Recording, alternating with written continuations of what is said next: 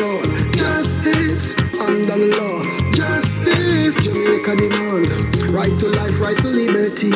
Justice, justice for all. Justice under the law. Justice, the people demand. Right to life and security. Oh, what a job. Oh, what a Good afternoon to our listeners. Welcome to another episode of Let's Start Justice. I am Michael Jackson, Executive Director for Jamaicans for Justice. And I'm Jade Williams, the Policy and Advocacy Specialist at Jamaicans for Justice. Now, today is Tuesday, February 28th, the last day of the second month of the year. And we said this last week, but I don't know, it just seems as if the time is just moving way too quickly. I don't know if I'm the only one, and yet still I'm tired. I feel as if it's about November of the year. But anyway, we're going to be having some really interesting conversation today. Today is the last day of Black History Month, and we did indicate at the start of the period that we're going to be talking about where we're coming from, really understanding some of those fundamental rights that we have, but really recognizing the journey that our forefathers and foremothers would have taken to see us recognizing and really what you would say now, having some of these fundamental rights that we have in our Constitution. I think we need to appreciate the journey a little bit. I'm going to put you on the spot. Jade, you ever voted? I'm not willing to answer that question on air. You know, that's listeners, that sound like a big no. But anyway, so people like me know, I remember the first time I voted, I cried, actually. It was such, I don't know how to explain that emotional feeling I was having, but I cried the first time, and I voted in every single local and general election since, every single one. Every single one. As is your right to do. As is my right to do. And yes. As is your right not to exercise the sacrifice of our forefathers and foremothers. Let me not guilt you or anybody else. But it's a conversation that we're going to be having today in terms of understanding our political rights that we have in the Constitution and some of our statutory laws, but also really appreciating the journey of where we are, where we're coming from to where we are now. And as we have a constitutional reform committee that is going to be named, the opposition did name his two last week, but we're really waiting on the Minister of Legal and Constitutional Affairs, Marlene Malahoo-Forge, to give us an idea of who else. And as we have that conversation as a country, we're going to be looking at what other political rights that we need to see changed, amended during this process, and perhaps looking at some of our electoral laws as well. And joining us later on will be Dr. Lloyd Barnett, constitutional lawyer, if you will. Yes, right. Yes. So, Jade, last week, what were some of the main things, one issue that jumped out for you? So many things happened last week. I know that we would have seen the NIDS regulations. The review period ended last week. Yes. So we would have participated in that review. Honestly, that is at the forefront of my mind right now. Okay, a couple of things jump out for me. Let me start with Grenada. The apology was officially issued, and that 100,000 for reparation, that is, for our listeners. I can't remember the name of the family at the moment. Trevelyan, something along that line. They made their official apology. Prime Minister, Mr. Dickon, how can I not remember? This is such an embarrassing moment for me. Can't remember the Prime Minister's name at the moment. Of Grenada, he accepted the apology, and the $100,000 would have been donated to the University of the West Indies Open campus. Listeners, I still remember these things. I don't take kindly when my memory fails me publicly. But the other thing that jumped out, the Parliament had their first all-female sitting, and we saw several young women who represented us well. They spoke about issues of wage equality, closing the gender gap, some of the areas around labor rights for women that we really do need to look at, sexual and reproductive health issues, very well represented among our young women. And lastly, what jumped out is that the Chief Executive Officer of the Child Protection and Family Services Agency, for those who remember the allegations around the Office of the Children's Advocate's report and the Robansky issue. The CEO was terminated some days ago, and the contract officially ended, and apparently to close out that contract she would have received some funds. I won't go into that particular part of it, but for JFJE for Life and Stand Up for Jamaica, our partner agencies, what we have been calling for is further updates from the government in terms of where we are with those investigations that were referred to the police, those who allegedly had obstructed the investigation being undertaken by the Office of the Children's Advocate.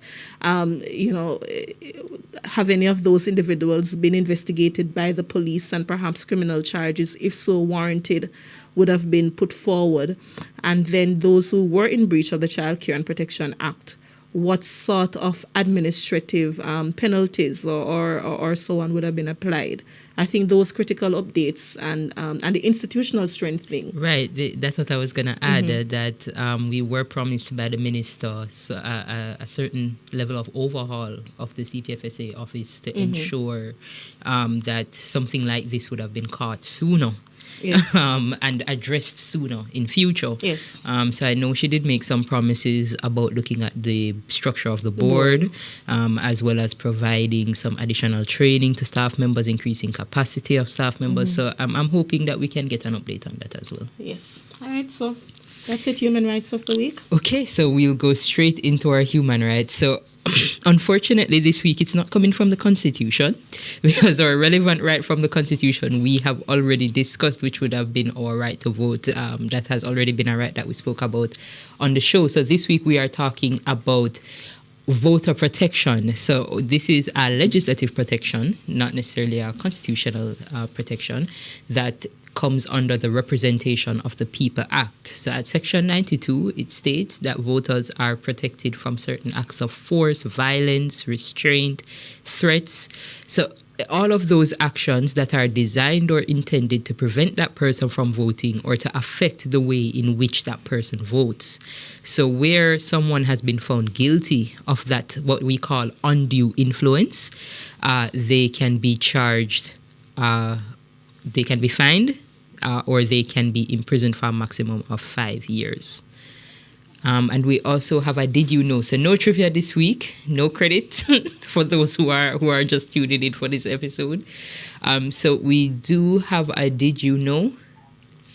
And it is about our local government authority. So our local government authority is made up of two arms, the political and the administrative arm. The political arm has the councils headed by the mayor, and they are the persons that determine certain policies. So the administrative arm is headed by a manager who advises and implements those policies from the council. So the only exception to that would have been Kingston and St. Andrew Corporation, where they have a town clerk rather than administrative council or a manager, and the Portmore Municipal Council, where that person who would have that same role as manager is the chief administrative officer. And just to insert here, one of the things that irks me a little bit as a student of public policy, and it's no fault completely of the population, because I think our political parties and the government, they have not done a very good job of explaining their roles, members of parliament versus that of the local government. And you see sometimes people come and say, what my MP do? And I'm like, that's not the role of your member of parliament. But I think it's what I would say the curse of the Westminster system, wherein our members of parliament straddle two roles in terms of being local representative as well as lawmakers. Because when you look at the function of the local government, for example, the parochial roads is not the highway, but the roads within your communities. That's the function of the local government. Your light, things around waste disposal. Those are some of the areas. So it's a conversation we will have with Dr. Barnett as well in terms of local government election and the unfortunate decision of our parliamentarians and the senators who walked the party lines in voting for that postponement. I think it's a shameful decision that was taken by Parliament.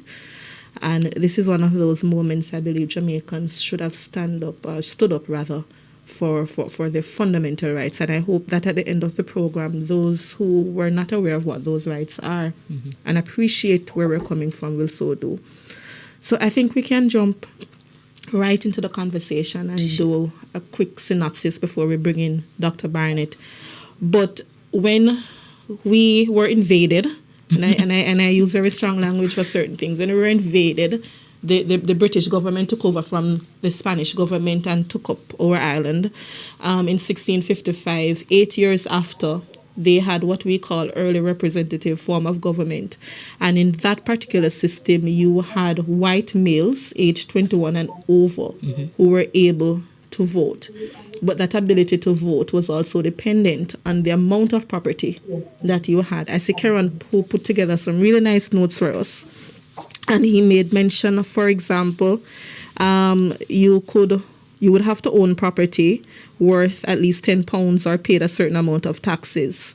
So you get a sense again in terms of... Yes, so there's a class separation between... Absolutely. So even among the whites, and for those who read White Saga to see, you remember that language of white cockroaches and so on. So even among the whites, you had classism in terms of who was able to vote in early representative government, which went up to... varied up to 18... Well, let me allow you to finish. But it went up to 1800s, following things like Christmas Rebellion, and then led up to the right. So so it would have gone up to about 1863 there, because it was a bit of an assembly. And the assembly was abolished at that time, and part of what led to that abolition was that 1865 rebellion led by Paul Bogle, which resulted in the establishment of a crown colony rule from England. So that established a full executive authority that was vested in a governor, and this would have continued for about 78 years. So a lot of our history, we would have had the crown colony rule. And what was important thereafter is what we call partly representative crown colony government, and this was established in 1884. To put things in perspective here, our ability to vote was still restricted to property ownership. It's just that the funds started dwindling down.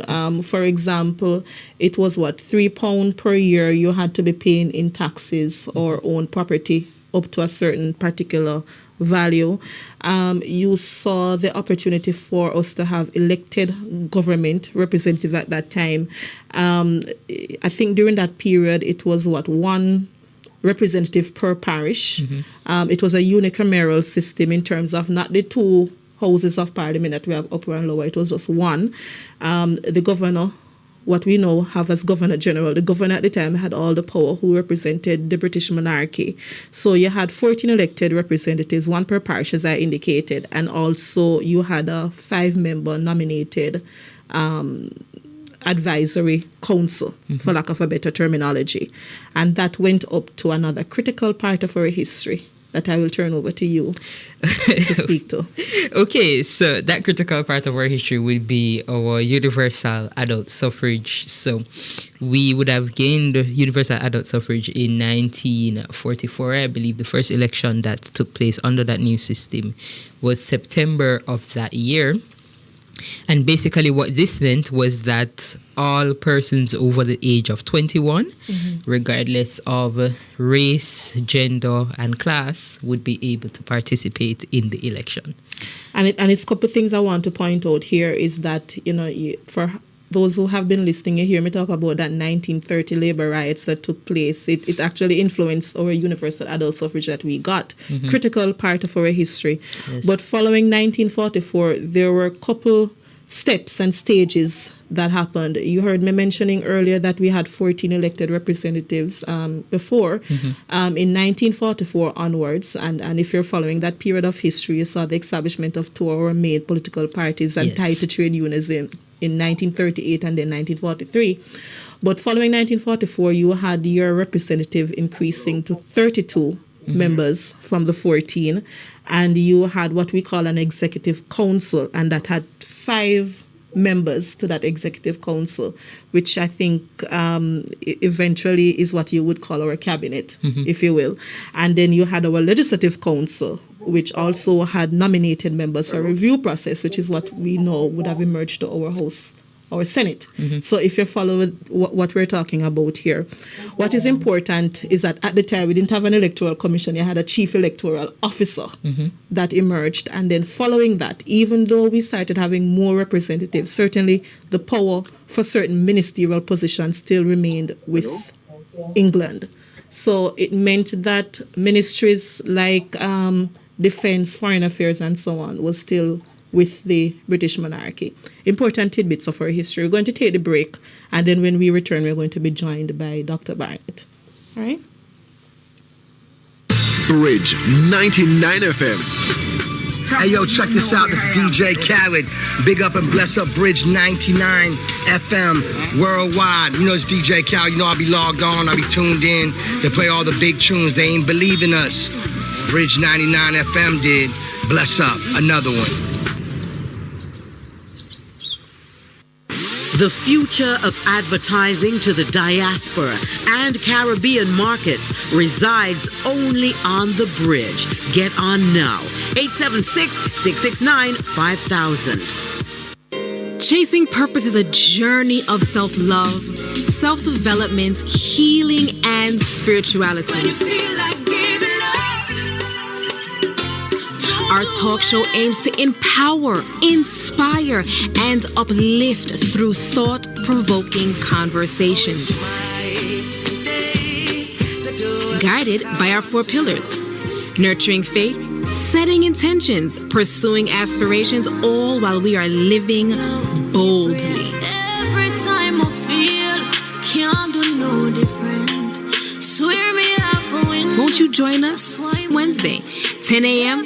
to midday for Chasing Purpose, where we sow seeds others will benefit from. Roll call. Tivoli, Jacks Hill. Roro, Bridgetown. Abbey, Port of Spain. Maracas, New York. White Plains, Jamaica Avenue. Brixton, Scarborough. Yard up for him, kick up. Rock wine. Bridge 99 FM. Back to more talk right here on the Bridge 99 FM.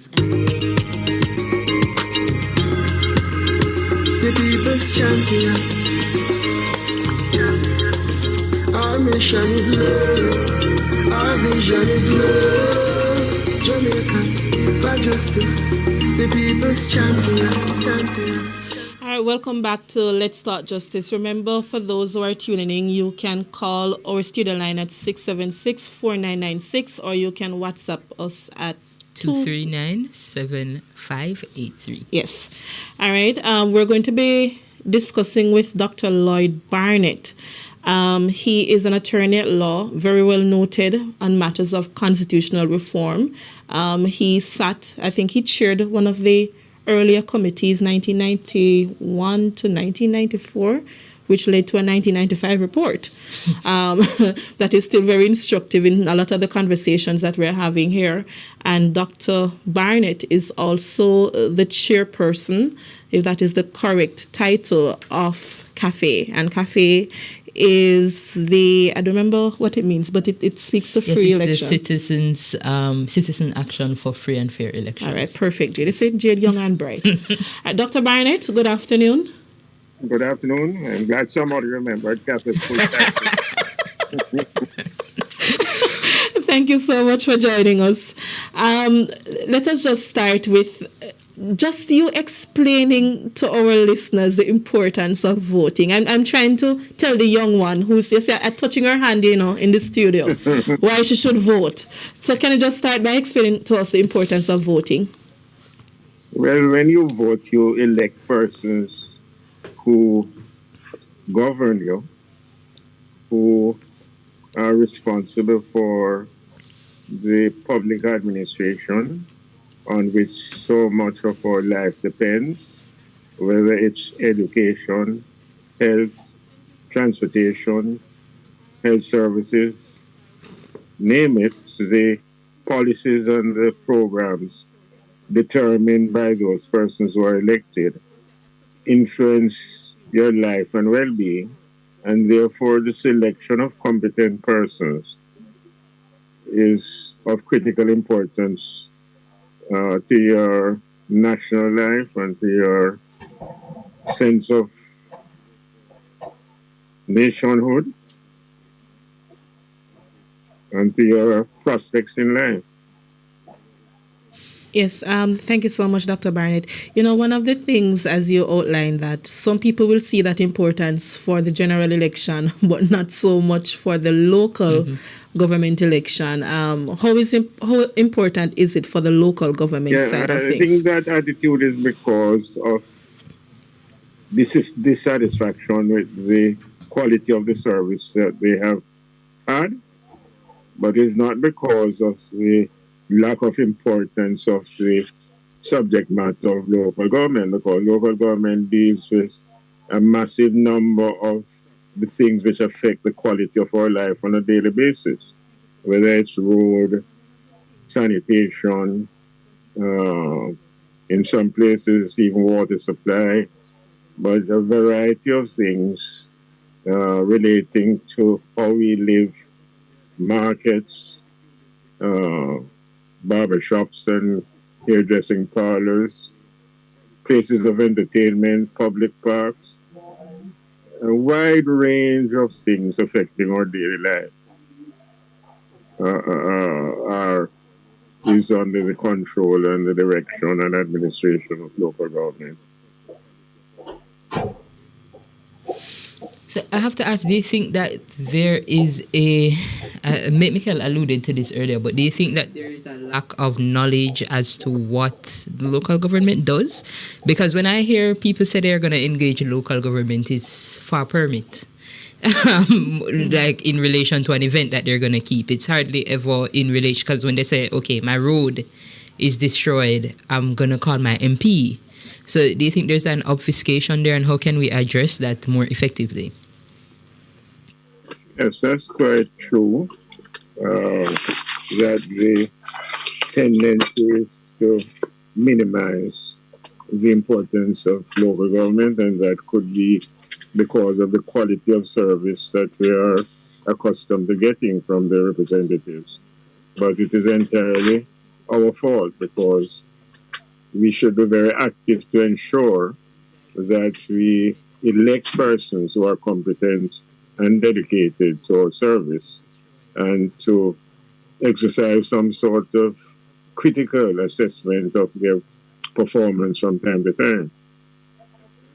And as you speak about electing representatives who have certain competency and so on, who can fulfill our core needs as citizens, can you indicate to our listeners, Dr. Barnett, what is the criteria for being an elected member in the House of Representatives? Just essentially a Commonwealth citizen resident in Jamaica. There is not any very specific tests, in relation to training or academic performance or anything like that, because the fact of the matter is that, and we have found that in our history, that it is not always the formally most trained person who gives the best service. So that we have to make an assessment of primarily their sense of dedication and commitment to service. So once I have the prescribed age, which is 21 years old, I'm a citizen of Jamaica, Commonwealth. I listened to Minister Marlene Malahufort recently, who indicated that perhaps that's one of the areas that should be or will be reviewed, specifically being a Commonwealth citizen, whether or not we would want to continue with that allowance. I'm not sure if you have any views where that is concerned. I believe that the next phase of constitutional reform should focus on a limited number of specific things. because it is almost impossible to achieve constitutional reform within any reasonable period if you try to change everything. Because constitutional change, especially with such a difficult process as we have in Jamaica, is not easily obtained. So that I wouldn't concentrate on those 3, 4, or 5 matters which are essential, and that will be the first phase before I start dealing with interfering with persons' rights to vote and so on. All right, thanks. Before we get into those 3 to 4 matters, Dr. Barnett, I'm taking the notes down. But what are some of those fundamental political rights that we have that you think our listeners ought to be aware of? Well, the Charter of Rights guarantee those rights which are fundamental, which includes freedom of the person, freedom of speech, freedom of association, the right to life, the right to due process, fair trial, the right to education up to the primary level, the right to be treated equitably, and some basic rights now internationally recognized as belonging to free and independent persons in a democratic society.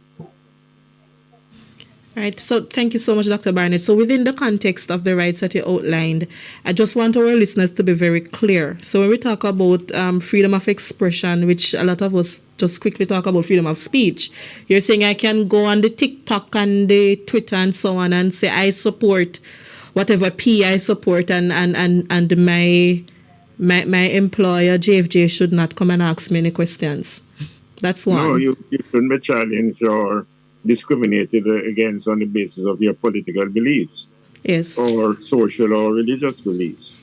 As Mikhail... So that you should be able not only to speak, but to try to persuade others to adopt your views on those issues.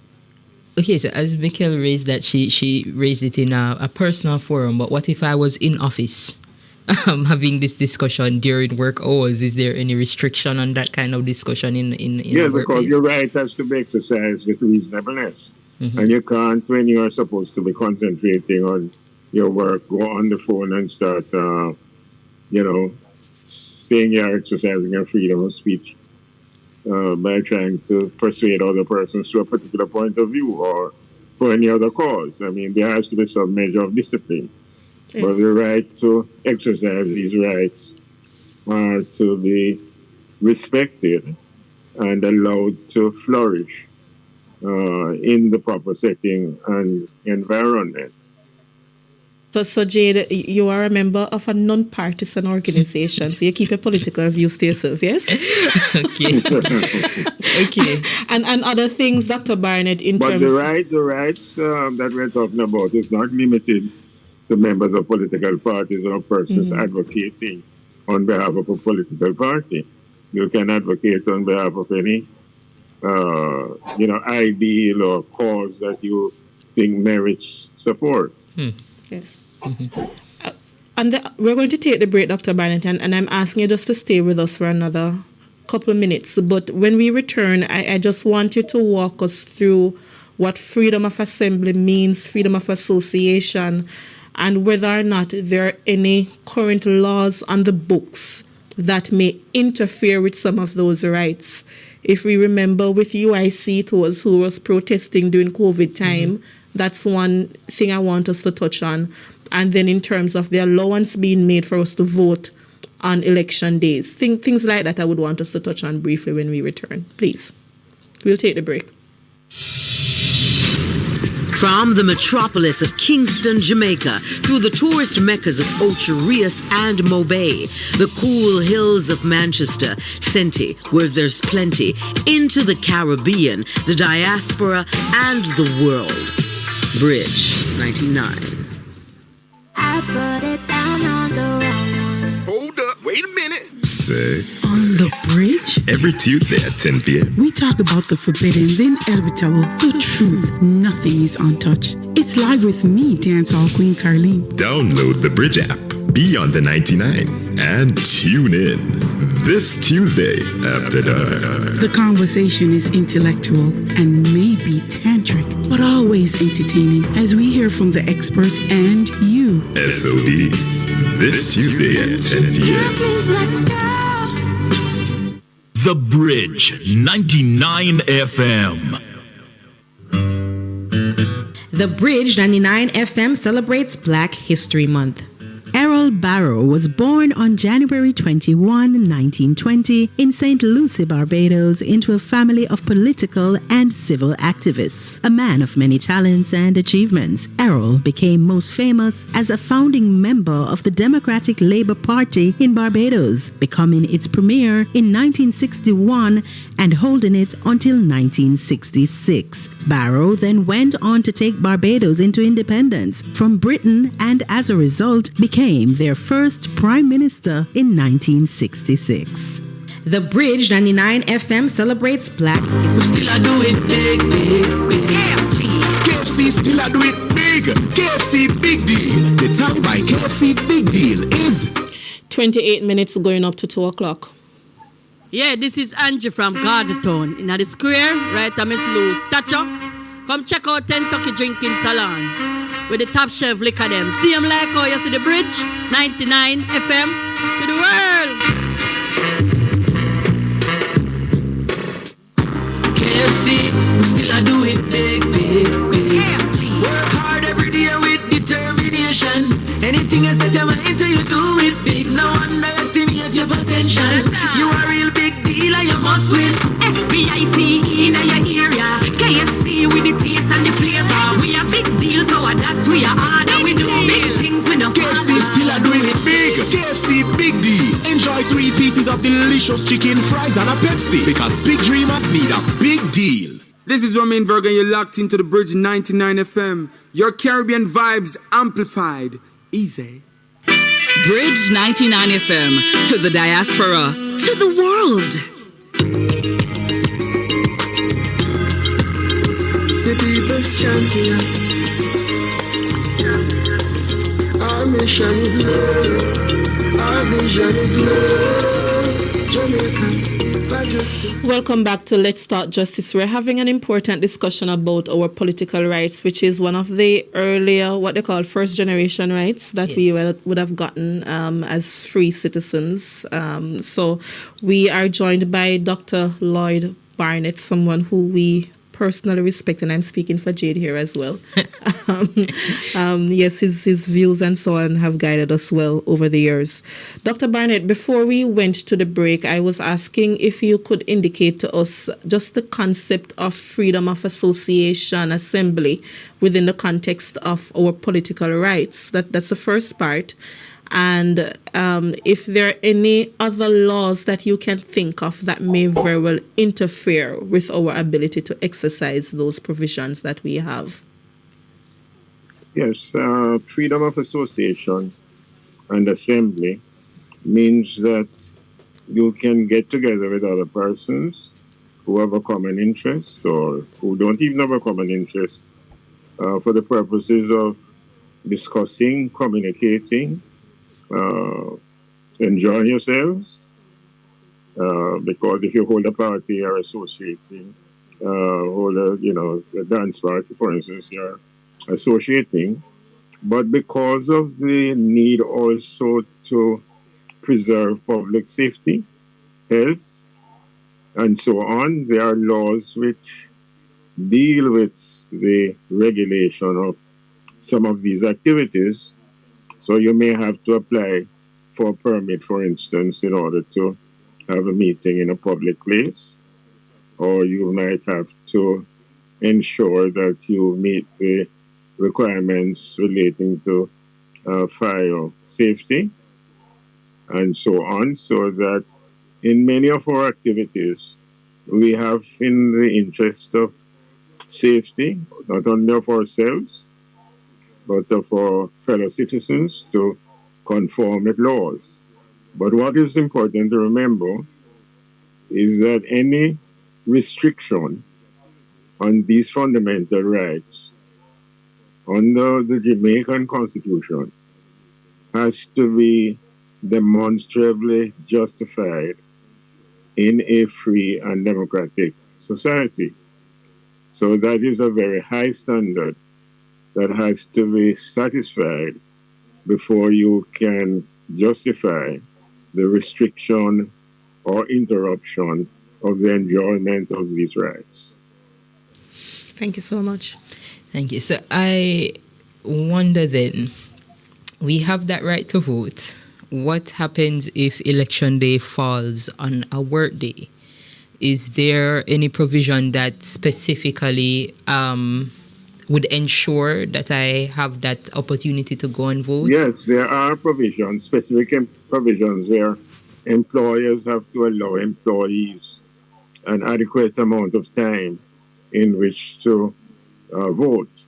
And that is in addition to their lunchtime, so that there has really been no complaint about the adequacy of the time allowed. And this is a very good provision in Jamaica. I mean, we are ahead of many countries, including the United States, in the way in which we facilitate voting. Because when you look at what happens in the U.S. election, for instance, in which people are spending 4 or 5 hours in a queue in order to vote, I mean, it's extraordinary. You normally don't spend more than an half an hour in Jamaica. So that more people in Jamaica really should vote, because it is very convenient. Mm-hmm. As you talk about that, Dr. Barnett, a student of mine said to me, you know, when we look at the percentage or the electoral turnout, 37% last general election and the last local election, some 32% thereabout. I don't share this opinion, but I'll ask the question just the same. What is your view on mandatory voting? I am not in favor. I don't feel too strongly about it, but it's a freedom, it's a right, and you exercise it if you wish. I think the important thing is that we should so conduct ourselves that people believe in the democratic system and wish to vote voluntarily and not the force. So my first emphasis would be on persuading people to vote rather than compelling them to vote. You know, as we talk about democracy and confidence in the system, one thing that comes to mind is, an analogy that has been used to me a lot is that our elected officials are basically, they work for us as the people who elected them. Now, in my job, if I'm not doing my job, I'm evaluated and dismissed, or action is taken if I'm not doing my job. So when it comes to our political actors, there's a lot less leniency where that's concerned, when we've identified that they're not performing in the way that we would have hoped when they were elected. You have to wait the 5-year period until they feel like calling the election. Absolutely. So, I mean, what's your view on citizens having the possibility to vote out someone that has been voted in prior to that 5-year period? That's a practical problem. It is a problem which we have to acknowledge exists. And there are persons who are in support of recourse, where you can, terminate somebody's term of office because of the improper behavior or lack of performance. But because those standards are so difficult to determine precisely, and because political considerations are going to have a great impact on how it is conducted, it is very difficult for recalls and impeachment processes to operate efficiently, and especially in a situation in which you have political party conflict and contest then it may be used indiscriminately, and in any case may just perpetuate political confusion or contest or difficulties during the normal term, so that I'm not sure that it would not create a lot of disquiet and lack of stability, and whether that price is not too high to pay in trying to, compel adequate performance. So whoever has the ability to mobilize on the ground, for example, can just use it to cause further chaos. Yeah, in and Parliament. you can put pressure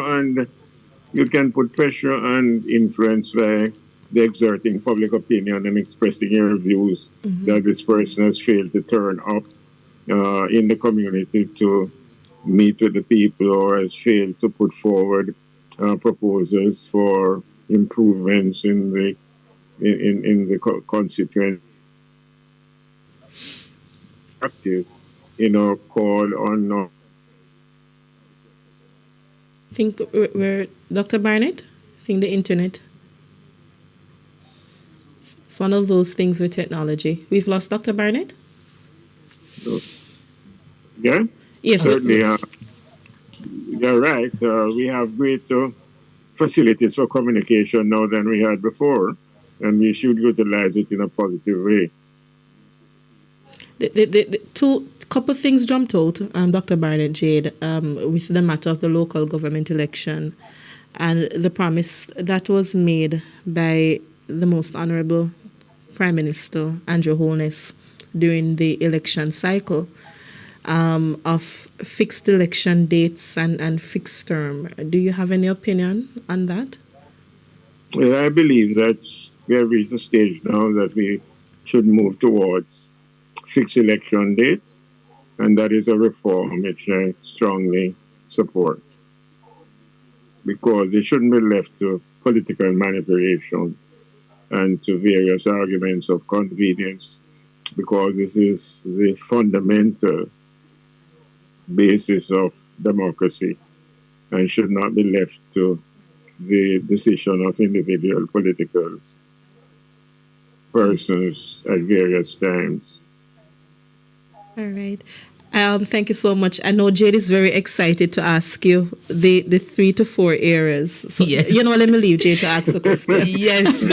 So you had said some areas you think we should be prioritizing in this first stage of constitutional development.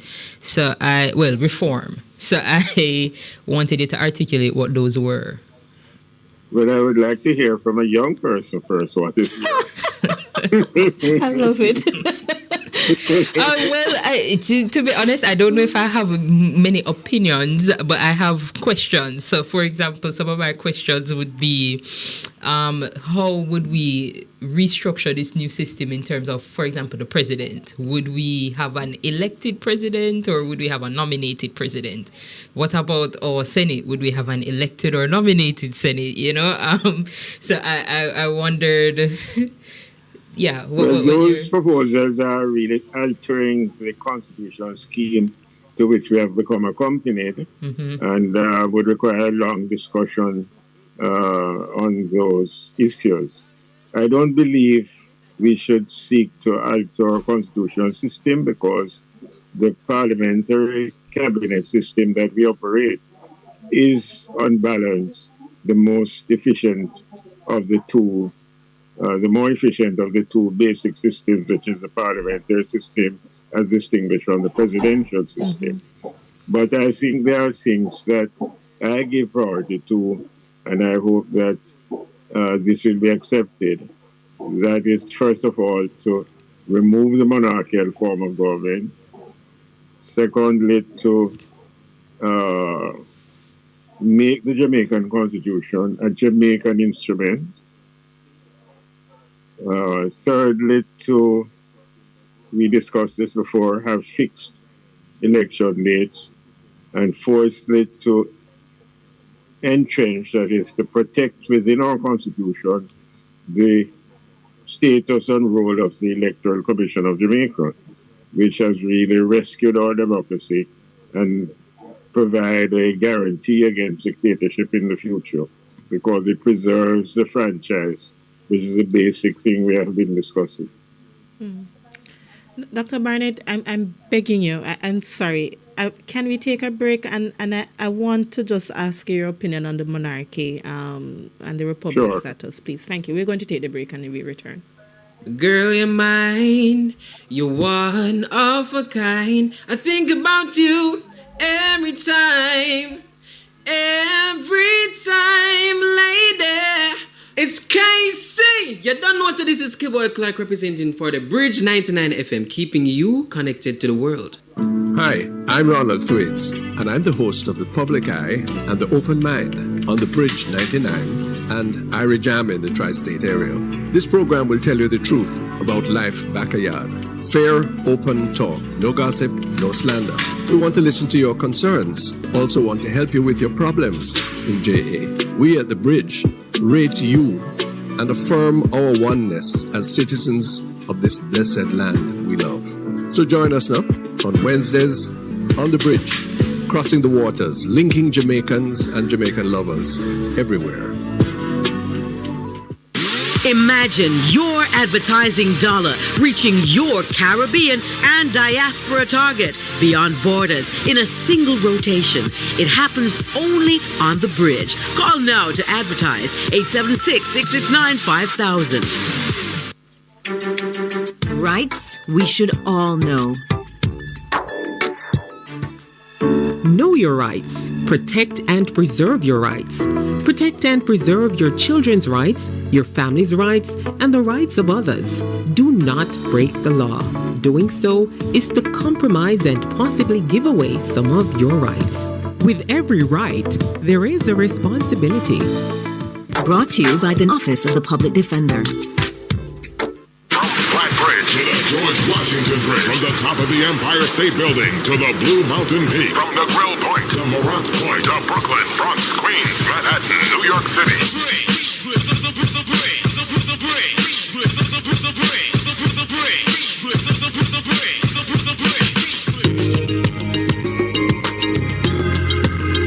The people's champion.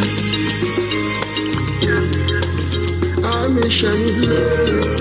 Our vision is love. Jamaicans for justice. The people's champion. Welcome back to Let's Start Justice. I'm smiling because the young one beside me, she has been chastising me about voter apathy and what us old people, never mind, I'm just a few years older than Jade, but I will allow her many years older. But I will allow her to just chastise me completely for the rest of the program about why people don't vote, why we don't participate in the process.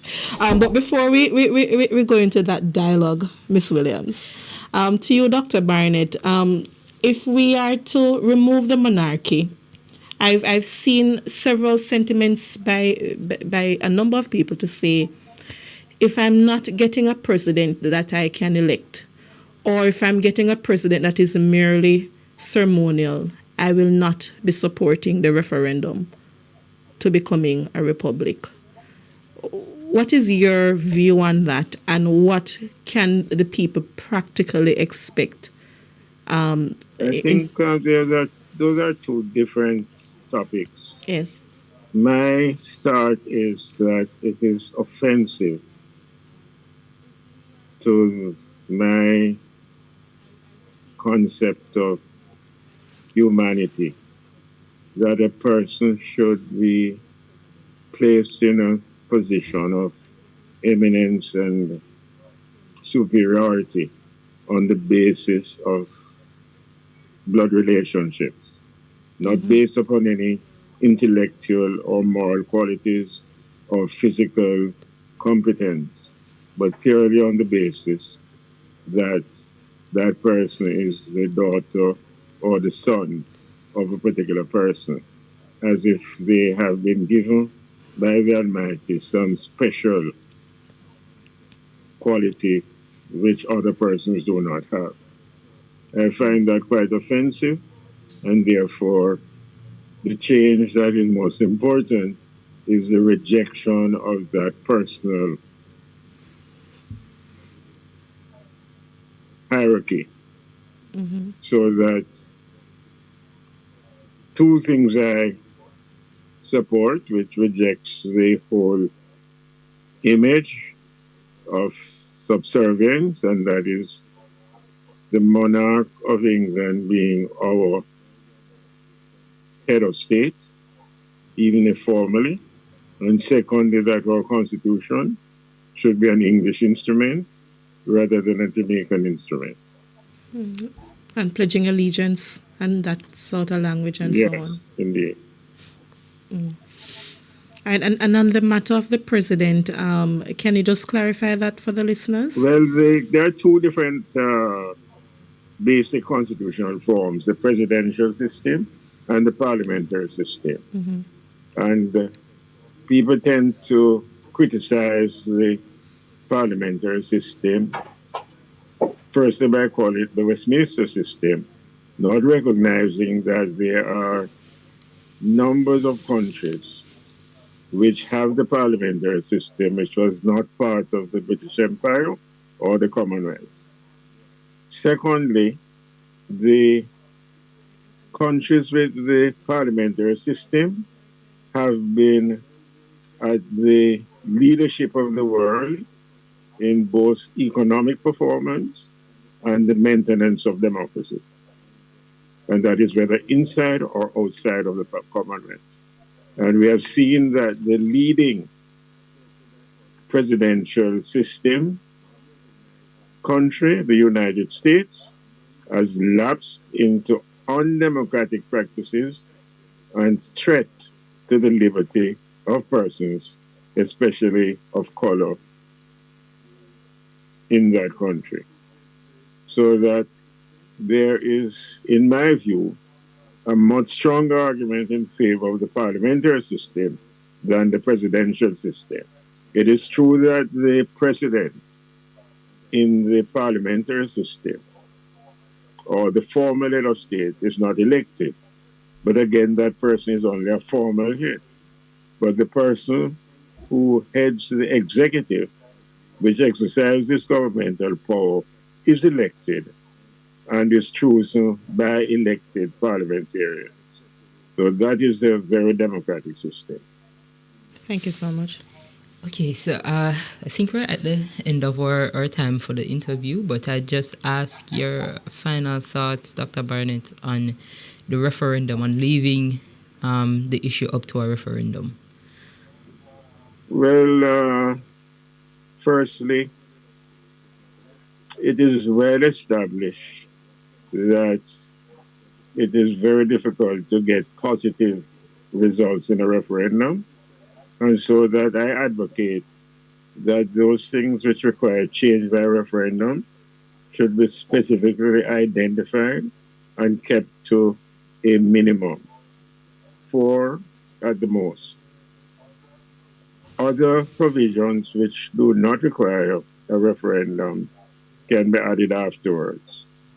But I would recommend that the things which we have been discussing, the abolition of the monarchical form, the adoption of a Caribbean Court of Justice, the adoption of a Jamaican form of constitution, the entrenchment of the Electoral Commission, that those 3 or 4 things should be placed on priority because they will have to go to the people for approval. Right. Thank you so much, Dr. Barnett. We really appreciate you staying with us longer than we had indicated. Your views have been extraordinary. Thanks again so much. A pleasure. All right, so that was Dr. Lloyd Barnett, who stayed with us for the program, and I hope we're more informed. But one of the things, Jade, you and I have been talking about political participation and what that really means. And you're correct that a lot of people tend to think that when we talk about participating and exercising our political rights, it's just limited to voting. What other means that you young, woke people can exercise a little bit more? And is it a failure on the state why we have this high level of voter apathy? Yes, to the last question. So I'll answer that first. Absolutely.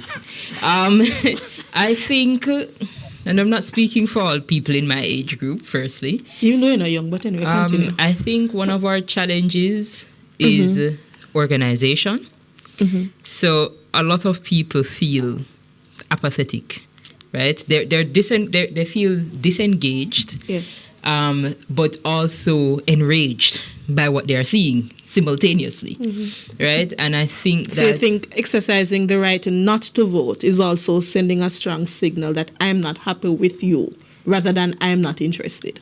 Yes, but I think that the issue is, unless we were to organize as a country and all of us not vote, the effectiveness of not voting, it doesn't quite have the effect that we'd want it to have.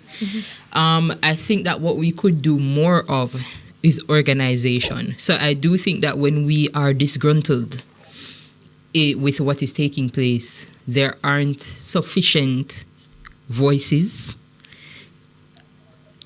And I keep using the word organized, but I don't know how else to put it. There aren't sufficient voices who are in the position, who have the necessary knowledge, able to engage in the right forum to articulate these issues. And I think that the persons who are able to do that kind of articulation are limited in the forums that they engage with. So they might do that mostly on the internet. Whereas to organize a protest of people where you are seeing bodies is not necessarily a part of the organizational work.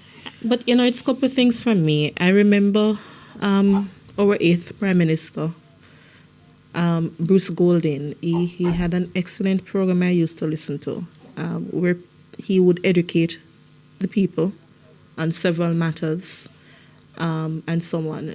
The office of the Prime Minister right now, I think there was a provision that started around petition. Though there is no legal requirement to enforce whatever the petition entailed, but I think the commitment was if you got, I think, up to 15,000 signatures, then the OPM said they would review it. We're coming up on time, but I think when I look at it, I think it's twofold. Where, yes, part of it is that you see the perception of corruption happening, the lethargy of our parliamentarians to really push forward legislation and issues that really impact different segments of society.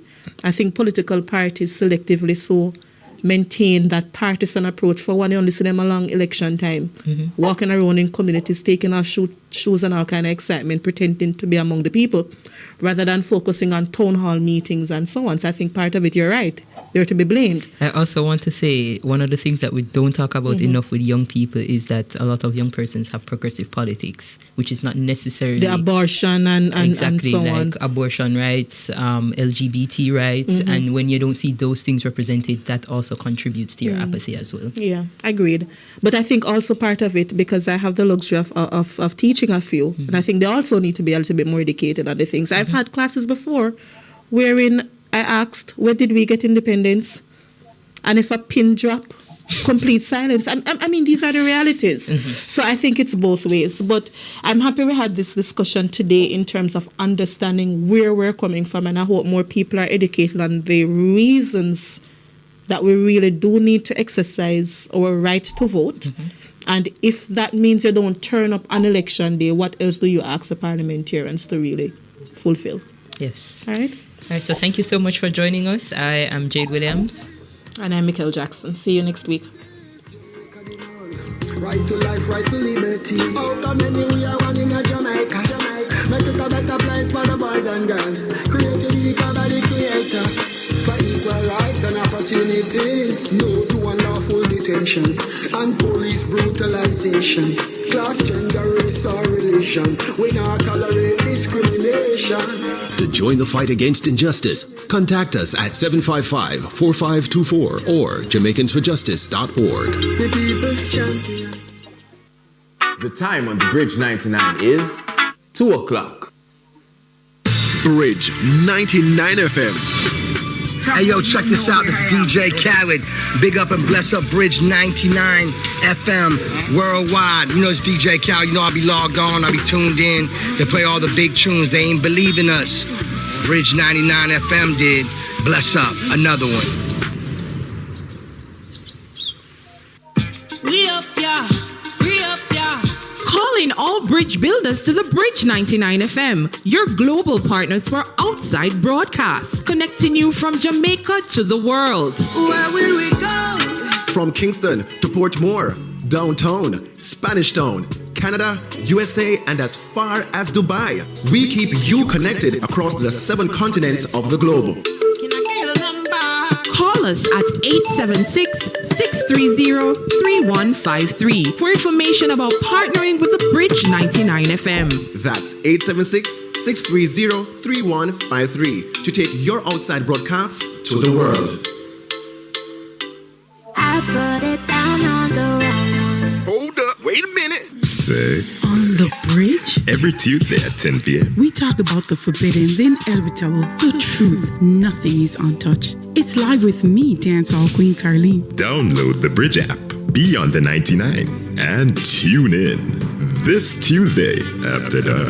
The conversation is intellectual.